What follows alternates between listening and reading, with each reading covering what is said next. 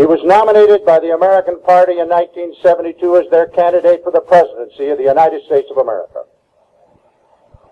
Reared in the Midwest, our speaker graduated from Marquette University, and following in his father's footsteps, he chose to enter the teaching profession.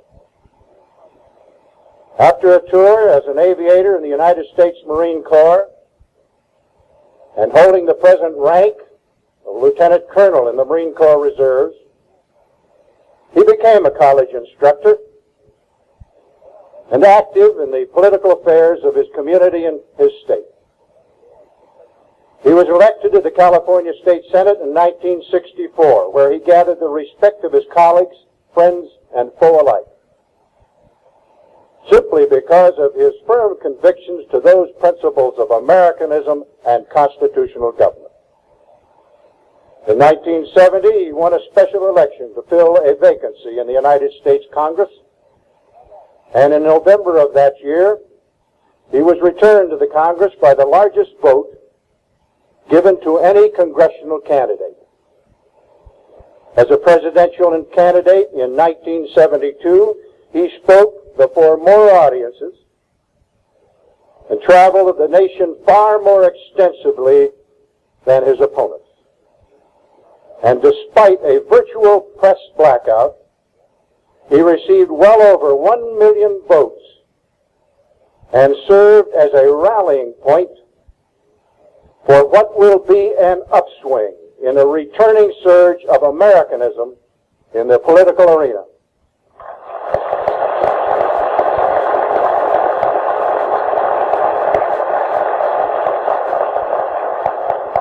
A member of the National Council of the John Birch Society and proud to be a Bircher, speaking on the purpose of the United Nations, it's an honor for me to introduce to you a real statesman, the Honorable John G. Schmitz.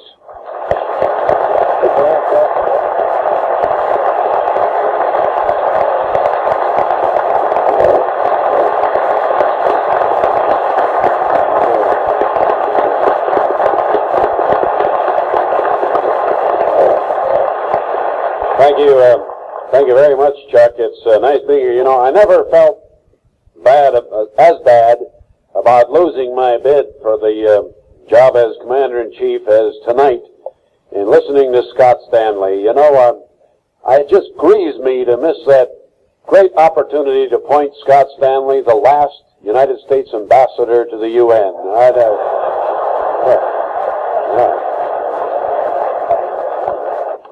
You know, you've already heard 5 separate views of the United Nations. If you didn't know it before, you've now got a pretty good assessment of the communists, criminals, and one-world conspirators behind the United Nations. When you add up what you've heard tonight about the origin, the morals, the finances, the crimes, and the composition of the United Nations, 2 inescapable conclusions logically jump right out at you. The first conclusion is derived from the simple fact that what you've heard described here is not the result of an accident, or a mistake, or a series of accidents, or a series of mistakes. That many mistakes or accidents is just not reasonable. So, my first conclusion is that the United Nations exists because the communists, criminals, and one-world conspirators want it to exist. And they want it to exist because they want it to be the formal seat of a one-world tyranny which they are building. There, my friends, is as logical a purpose as any for the United Nations, a one-world tyrannical government.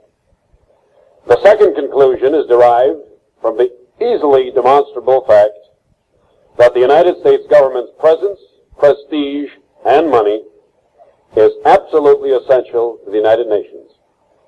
Therefore, in the interests of free men everywhere, my second conclusion is that the United States should get out of the United Nations.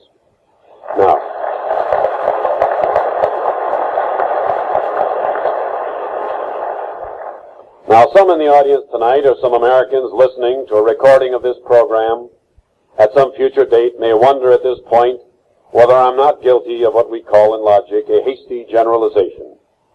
Obviously, each of the speakers here tonight was somewhat limited, as I am.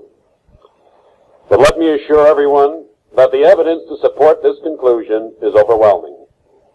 If you aren't convinced, then please examine the evidence yourself. Get one of the UN packets and read it through. There's a great deal more information in the packet than any group of speakers can provide in a program such as this. Now, getting on to another point, over the years, I've discussed the subject of the UN many times from many different angles. I've encountered a number of arguments in favor of the UN, but perhaps the most common is that the UN can't be considered pro-communist because it was the UN which fought the North Korean communists in the Korean War. On the surface, that seems to make sense to a lot of people. But there's quite a story behind the UN's efforts in Korea, and it needs to be told. Without going into the many long-range communist gains which resulted from the Korean War, not the least of which is acclimating a whole population here to no-win wars, but let me mention a very important resolution which occurred as a result of the Korean War, namely the Uniting for Peace resolution. When the UN was proposed, the fear of the use of UN armed forces was uppermost in the minds of many people, many who were in nations and even prominent in nations considering membership. The UN Charter put their fears to rest, however, because it said that the use of armed force could only come about as a result of the unanimous concurrence of the 5 permanent members of the nine-member Security Council. Since the United States was given a permanent place on the Security Council, there appeared to be no reason to fear that the UN could ever institute armed force against us or any nation friendly to us. All we had to do was withhold assent to such a proposal. And the USSR, another permanent member of the Security Council, could do the same to protect her own interests or those of her friends. So we joined and they joined the UN, others joined, and we have what we have today. When North Korea invaded South Korea in 1950, a proposal was offered in the Security Council calling for UN troops to oppose the North Korean aggression. At the time, however, the USSR was not attending meetings of the United Nations. She was engaged in one of what at that time were frequent boycotts. So the Security Council couldn't legally obtain the unanimous consent needed to authorize troops. Nevertheless, troops were authorized, and they did go to fight the no-win Korean War. By the way, that really wasn't called a war, it was called a police action. First we had wars, then there were police actions, now they're called ceasefire violations.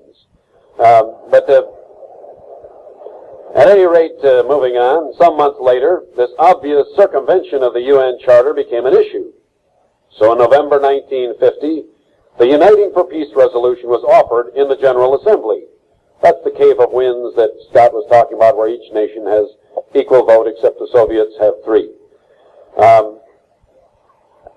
In effect, this resolution amended the Charter. Its provision said that whenever the Security Council failed to act in the face of a, quote, threat to the peace, end quote, the General Assembly could authorize the use of armed force.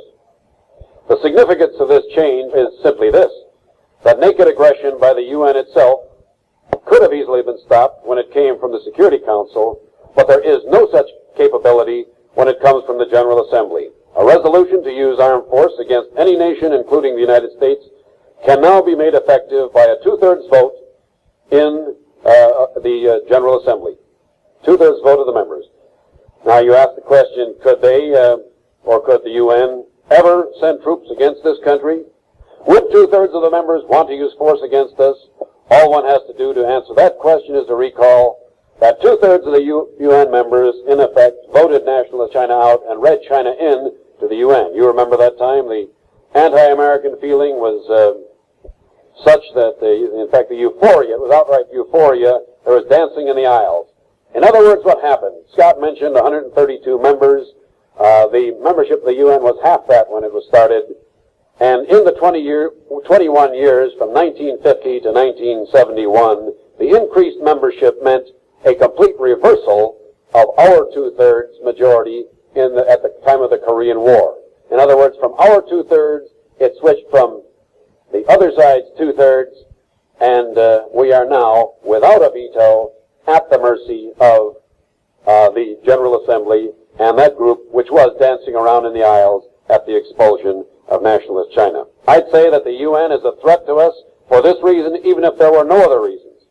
What we're facing here, of course, is a conspiracy, an organized drive to deceive us into accepting tyranny.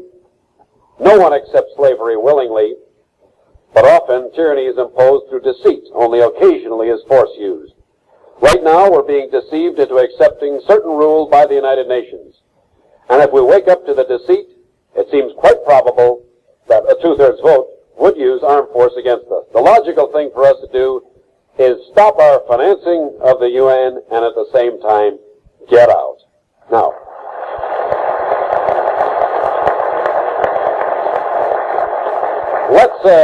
let's look at the whole subject of the United Nations in another way. Let's examine what would be logical for the communist conspiracy relative to a world government. We know that from their own statements and from even a cursory study of their history that communists mean to rule the world. Wouldn't it be logical for them to work to establish such a body as the UN?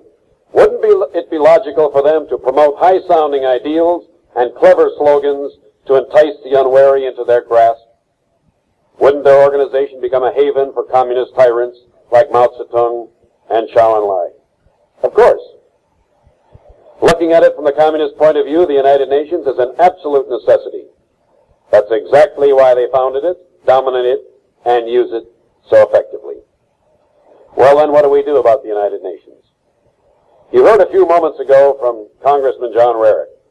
He's recently introduced a resolution, H.R. 1414. And this resolution, as you know, is to get the U.S. out of the United Nations. But he knows, I know, and I hope that you know, that his resolution has little chance of success unless a great many more Americans learn the truth about the UN. Now, I want to make this perfectly clear. Most men in political life are followers, not leaders, in spite of what they or anyone else tells you. When the American people wake up to what the UN is and demand that we get out, the politicians will follow.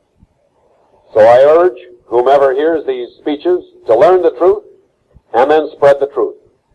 Let's make the demand to get the U.S. out louder and louder so that politicians can't risk ignoring it. Only then will John Rarick's resolution get the chance it deserves.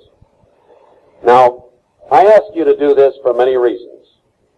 For yourself, for your children, not the least of which is that when I get back to Washington, I want this matter taken care of so that I can deal in a mop-up operation of